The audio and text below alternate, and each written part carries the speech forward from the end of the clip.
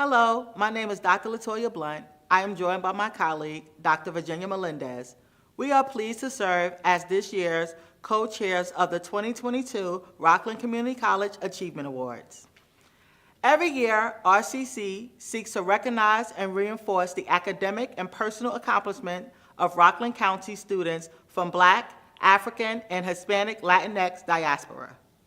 We are excited this year to announce a new tradition of having a joint event honoring both cultures.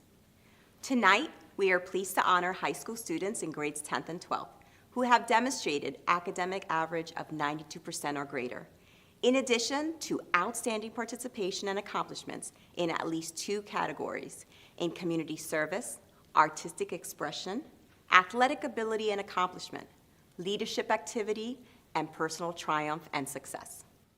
To get us started tonight is our very own president, Dr. Michael Baston.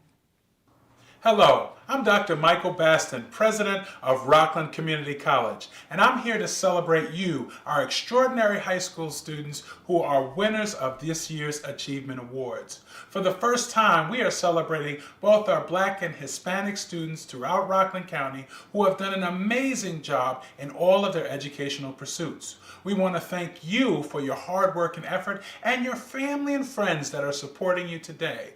Rockland Community College is committed to student success, and to be able to look at you, a wonderful success in our community, brings us great joy.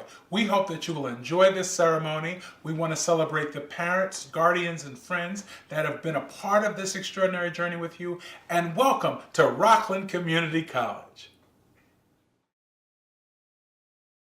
Oh, say, can you see by the dawn's early light what so proudly we hailed at the twilight's last gleaming, whose broad stripes and bright stars through the perilous fight o'er the ramparts we watched were so gallantly streaming, and the rocket's red glare, the bombs bursting in air, gave proof through the night that our flag was still there.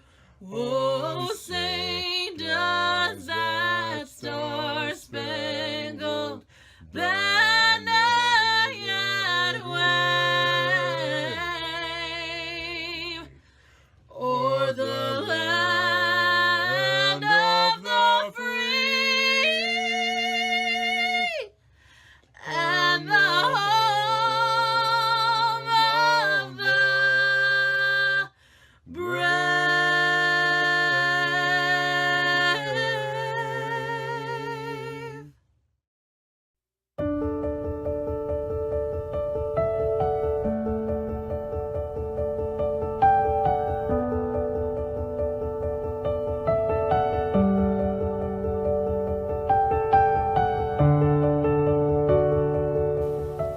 When day comes, we ask ourselves, where can we find light in this never-ending shade?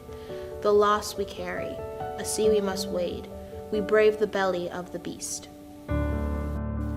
We've learned that quiet isn't always peace, and the norms and notions of what just isn't always justice.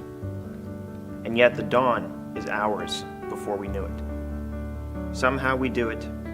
Somehow we've weathered and witnessed a nation that isn't broken, but simply unfinished. We, the successors of a country and a time where a skinny Black girl, descended from slaves and raised by a single mother, can dream of becoming president, only to find herself reciting for one. And yes, we are far from polished, far from pristine, but that doesn't mean we are striving to form a union that is perfect. We are striving to forge our union with purpose, to compose a country committed to all cultures, colors, characters, and conditions of man. And so we lift our gazes not to what stands between us, but to what stands before us. We close the divide because we know to put our future first. We must first put our differences aside. We lay down our arms so we could reach out our arms to one another. We seek harm to none and harmony for all. Let the globe, if nothing else, say this is true. That even as we grieved, we grew. That even as we hurt, we hoped. That even as we tired, we tried. That we'll forever be tied together, victorious. Not because we will never again know defeat, but because we will never again sow division. Scripture tells us to envision that everyone shall sit under their own vine and fig tree, and no one shall make them afraid. If we're to live up to our own time, then victory won't lighten the blade, but in all the bridges we've made. That is the promise to Glade. The hill we climb, if only we dare. It's because being American is more than a pride we inherit. It's the past we stepped into and how we repair it. We've seen a force that would shatter our nation rather than share it, would destroy our country if it meant delaying democracy. And this effort very nearly succeeded. But while democracy can be periodically delayed, it can never be permanently defeated. In this truth, in this faith, we trust. For while we have our eyes on the future, history has its eyes on us. This is the era of just redemption. We feared at its deception. We did not feel prepared to be the heirs of such a terrifying hour. But within it, we found the power to author a new chapter, to offer hope and laughter to ourselves. So while once we asked, how could we possibly prevail over catastrophe, we now assert, how could catastrophe possibly prevail over us? We will not march back to what was, but move to what shall be, a country that is bruised but whole, benevolent but bold, fierce and free. We will not be turned around or interrupted by intimidation. Because we know our inaction and inertia will be the inheritance of the new generation. Our blunders become their burdens. But one thing is certain. If we merge mercy with might, and might with right, then love becomes our legacy and change, our children's birthright.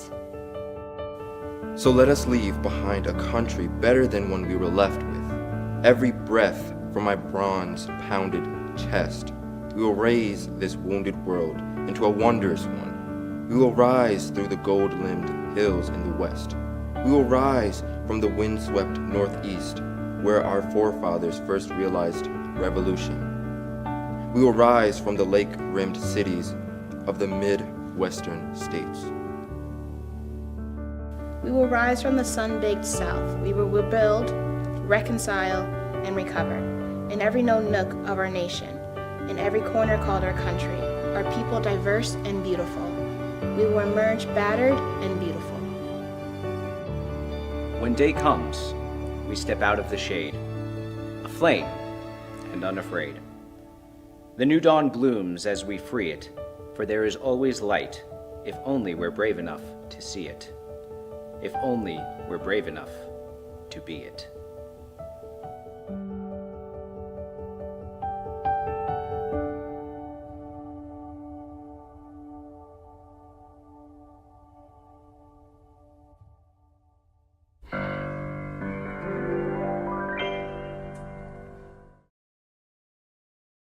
I have a dream that one day this nation will rise up and live out the true meaning of its creed. We hold these truths to be self-evident, that all men are created equal.